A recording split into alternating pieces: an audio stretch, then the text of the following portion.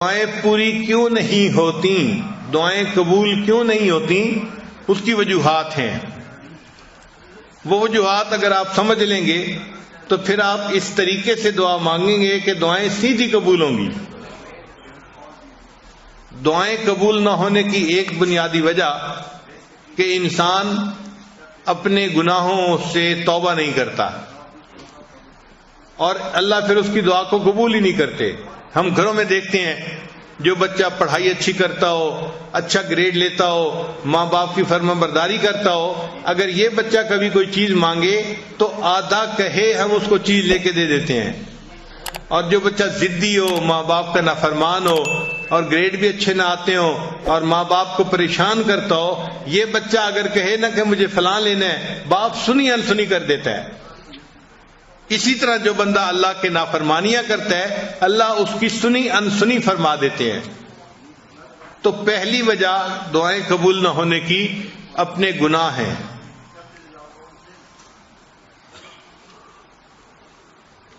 ایک مرتبہ بنی اسرائیل نے حضرت موسیٰ علیہ السلام سے کہا کہ اے اللہ کے کلیم، بارش نہیں ہو رہی اور پانی کی بڑی ضرورت ہے، آپ اللہ سے دعا مانگیے کہ بارش ہو جائے۔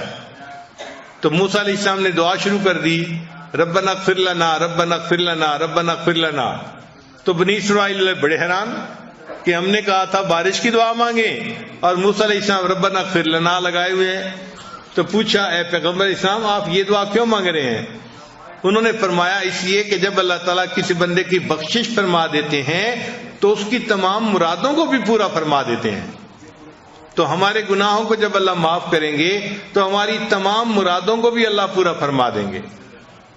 تو دعائیں قبول نہ ہونے کی پہلی وجہ انسان کے گناہ ہیں۔ اس لیے جو بندہ حرام کپڑے پہنتا ہے، حرام مال کھاتا ہے، وہ اگر بیت اللہ کے ساتھ لپٹ کے بھی دعا مانگے تو حدیث میں آتے ہیں اللہ اس کی دعا کو قبول نہیں فرماتے۔ وہ ملبسہ حرام، اس کا لباس حرام کا تھا، اس کا کھانا حرام کا تھا، اس کی دعا کو کیسے قبول کیا جاتا؟ تو حرام مال جس میں سود شامل ہو، جس میں لوگوں کا حق شامل ہو، تو ایسا حرام مال جو ہے اس والے بندے کی دعا قبول نہیں ہوتی۔ تو ہمیں چاہیے کہ ہم حلال کا اہتمام کریں تاکہ ہمارے اٹھے ہوئے ہاتھوں کو اللہ قبول فرما لے۔ اور ایک تیسری وجہ بھی ہے کہ اللہ تعالیٰ کئی مرتبہ بندے کی دعا کو فوری قبول نہیں کرتے، صرف یہ دیکھنے کے لیے کہ یہ میرا بندہ پکا ہے یا کچا ہے۔ دیکھیں ہم بازار میں جاتے ہیں نا تو مٹی کے برتن خریدتے ہیں تو لوگ اس کو ٹھونک بجا کے دیکھتے ہیں کہ پکا ہے یا کچا۔ بتائیں کہ چند کو آچے کا برتن ہے، اس کو بھی دیکھ رہے ہیں پکا ہے یا کچا۔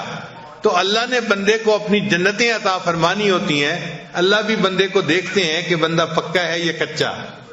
تو اگر ایک دفعہ دعا مانگی قبول نہیں ہوئی تو پھر مانگے، قبول نہیں ہوئی تو پھر مانگے۔ ہم اپنے گھر میں نہیں دیکھتے، چھوٹا بچہ ماں سے کوئی چیز مانگتا ہے تو شروع میں ماں کہہ دیتی ہے میں نے نہیں دینی، تو وہ چپ نہیں ہو جاتا، وہ پھر امی کا جو ہے وہ دامن پکڑ لیتا ہے اور رونا دھونا شروع کر دیتا ہے۔ اس کو احساس نہیں ہوتا کہ میرے دائیں کون ہے، بائیں کون ہے، کون دیکھ رہا ہے، کون سن رہا ہے۔ وہ سب سے بے نیاز ہو کے بس اپنی امی کے لپٹ جاتا ہے اور مانگ رہا ہے، امی دے دیجئے دے دیجئے دے دیجئے۔ وہی ماں جس نے تھوڑی دیر پہلے نہ کی تھی پھر اس بچے کو بالآخر کہتی ہے کہ اچھا رو نہیں، میں تمہیں دے دیتی ہوں۔ تو جس طرح بچہ رونا دھونا کرتا ہے، ماں فیصلہ بدل دیتی ہے، بندہ جب اللہ کے دربار پہ آ کے رونا دھونا کرتا ہے اللہ تعالیٰ بھی اپنے فیصلے کو بدل دیتے ہیں اور بندے کی دعا کو قبول فرما لیتے ہیں۔ کئی دفعہ دعا مانگتے ہوئے انسان کو دعا مانگنے کا سلیقہ نہیں آتا ہوتا۔ ہم دعا ایسے مانگتے ہیں جیسے کسی کو کام ذمہ لگا رہے ہوتے ہیں۔ صبح صبح افسر آتے ہیں نا دفتر میں تو وہ کام ذمہ لگاتے ہیں، انجینئر کو کہتے ہیں آپ یہ کر لینا، سپروائزر کو کہتے ہیں یہ کر لینا، اکاؤنٹس والے کو کہتے ہیں کہ اس کام کو دیکھ لینا، سیکورٹی والے کو کہتے ہیں تم اس کام کو دیکھ لینا، وہ کام ذمہ لگا رہا ہوتا ہے۔ ہم بھی دعائیں اسی طرح مانگتے ہیں جیسے اللہ کے ذمہ لگا رہے ہیں کام۔ یا اللہ میری بیٹی کو رشتہ مل جائے، بیٹے کو جاب مل جائے، میری بیوی کی بیماری درست ہو جائے. ہم اللہ کو کام ذمہ لگا رہے ہوتے ہیں، اس کو دعا نہیں کہتے. تو اللہ کو کام نہ بتائیں، کام ذمہ نہ لگائیں. اللہ تعالیٰ کائنات کے مالک ہیں، ان کے سامنے عاجزی سے مانگنا پڑتا ہے، اور عاجزی سے مانگنا ایک ڈیفرنٹ چیز ہے.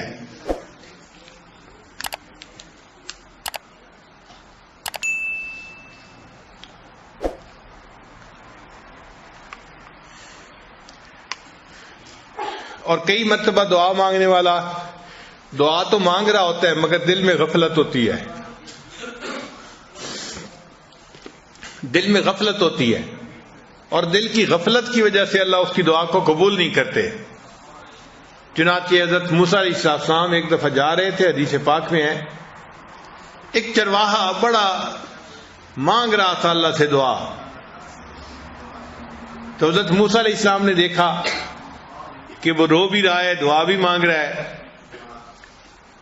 تو حضرت موسیٰ علیہ السلام نے اللہ تعالیٰ سے فریاد کی کہ اے اللہ، آپ کا بندہ ہے، آپ کے سامنے آہوزاری بھی کر رہا ہے اور دعا بھی مانگ رہا ہے، اور آپ دعا کو قبول نہیں فرما رہے. تو رب کریم نے جواب دیا کہ اے میرے پیارے موسیٰ علیہ السلام، یہ دعا تو مجھ سے مانگ رہا ہے مگر اس کا دل غیر میں اٹکا ہوا ہے، اس کا دل کسی اور میں اٹکا ہوا ہے. جب تک دل ادھر سے چھوٹے گا نہیں میں اس کی دعا کو قبول نہیں کروں گا. کہ دل تو میرا گھر ہے نا، تو بجائے اس کے کہ دل میں مجھے بساتا، اس نے دل میں کسی مخلوق کو گھسا لیا ہے، اس لیے دعا قبول نہیں ہوتی. تو حضرت موسیٰ علیہ السلام نے چرواہے کو بتایا، چرواہے نے اس سے توبہ کی اور اللہ نے اس کی دعا کو قبول فرما لیا. اب ہماری دعا کی قبولیت کئی مرتبہ یہ بھی ہوتی ہے دیر اس میں کہ دل اٹکا ہوا ہوتا ہے. نوجوان لوگ ہیں، کسی کا دل اے میں اٹکا ہوا ہے، کسی کا دل بی میں اٹکا ہوا ہے، کسی کا دل سی میں اٹکا ہوا ہے. تو جب دل غیر میں اٹکا ہوا ہو تو پھر اللہ تعالیٰ اس کی طرف توجہ نہیں فرماتے کہ تم نے میرے گھر پر غیر کو قبضہ دے دیا اور غیر کو گھسا لیا، میں تمہاری بات ہی نہیں سنتا. تو ہمیں چاہیے کہ ہم اپنے دل کو اللہ کے لیے خالص کر کے پھر اللہ سے دعا مانگیں.